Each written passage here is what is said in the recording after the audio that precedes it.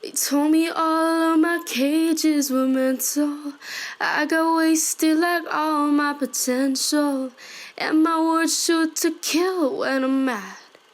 I have a lot of regrets about that. I was so ahead of the curve became a sphere. Fell behind all my classmates and I ended up here, pouring out my heart to a stranger. But I didn't pour the whiskey, I just wanted you to know that this is me trying. I just wanted you to know this is me trying. At least I'm trying. Hello, everybody.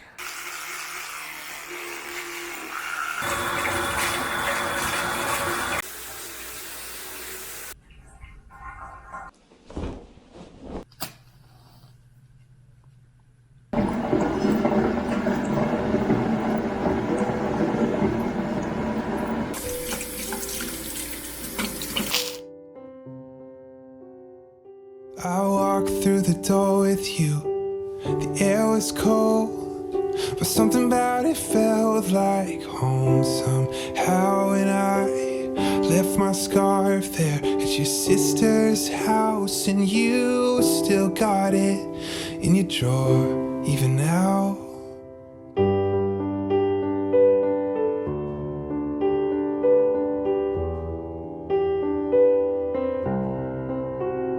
Oh, your sweet disposition and my wide-eyed gaze was singing in the car, getting lost upstate.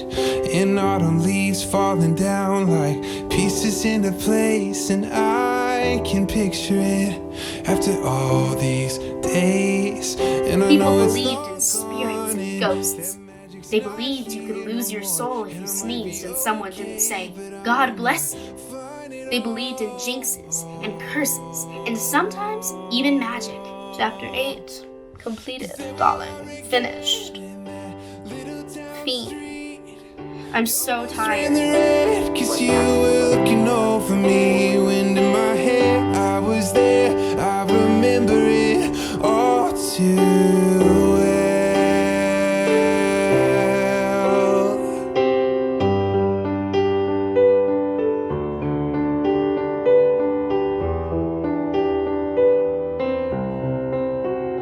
Photo album on the counter, your cheeks were turning red.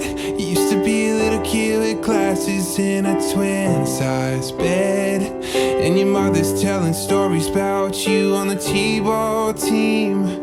You tell me about your past, thinking your future was me. And I know it's long gone and there's nothing else I could do, and I forget about you long enough to forget why I needed to. Cause there we are again in the middle of the night. We'll dance around the kitchen in the refrigerator. Have to go now.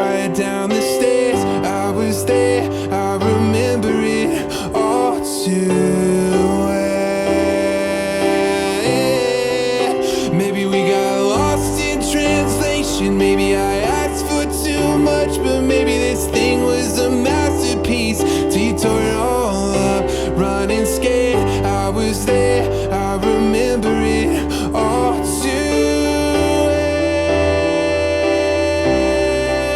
Yeah, you called me up again just to break me like a promise, so casually cruel in the name of being honest. I'm a crumbled up piece of paper lying here, and I remember it all,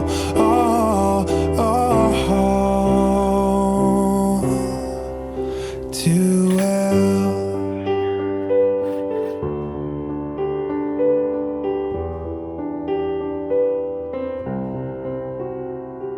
Time won't fly, it's like Microwaving tea like David Tennant in Broadchurch, which I haven't seen, but I've heard is find good. it after plaid shirt days and nights when you made me your own.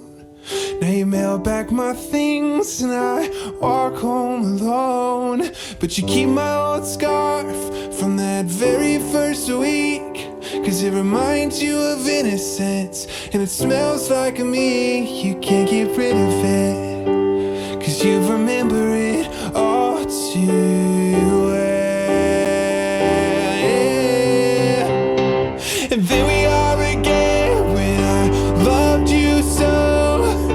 Back before you lost the one real thing you've ever known. Hi, Maya. It was real, I was there, I remember it all too well.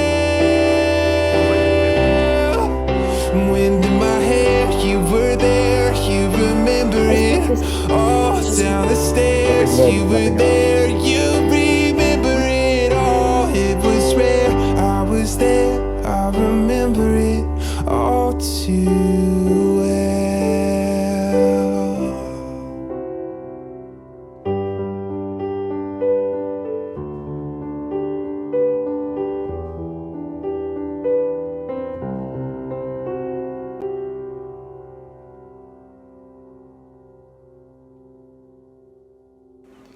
Just finished blocks 1, 2, and 3 of Courageous Conversations about race with, I believe it's Pacific Education Group, and it was fantastic. I loved hearing my peers' thoughts and teachers' thoughts, and I love the opportunity, and I'm so honored to have the opportunity to access tools and resources to become a better advocate for racial equity, not only in the world, but in the education system. And this was just such a powerful way for me to kick off Black History Month. She asked us a question, our leader, her name was Miss Dewan Julian, and she asked us a question, which was, do you know why Black History Month is in February? And at least to my knowledge, none of the students on the call knew. And one of the teachers typed in the chat the name of this Black historian, whose name, of course, I'm now forgetting, who was a huge advocate for Black history and was adamant that it be given as much validity as European and white history. And it's in February, Black History Month, because this historian wanted to honor Frederick Douglass and Abraham Lincoln, who he viewed as really important figures in the racial justice movement. And I didn't know that. And we talked about Rosa Parks. This I did know, but literally I only knew this because I watched Drunk History from Comedy Central. I did not learn this in school, which is a shame, but we talked about Rosa Parks and the women who came before her, like Claudette Colvin, who was a 15-year-old pregnant, dark-skinned young woman on a bus who did not give up her seat, but she was not the face of the Montgomery bus boycott because she was a dark-skinned pregnant teenager.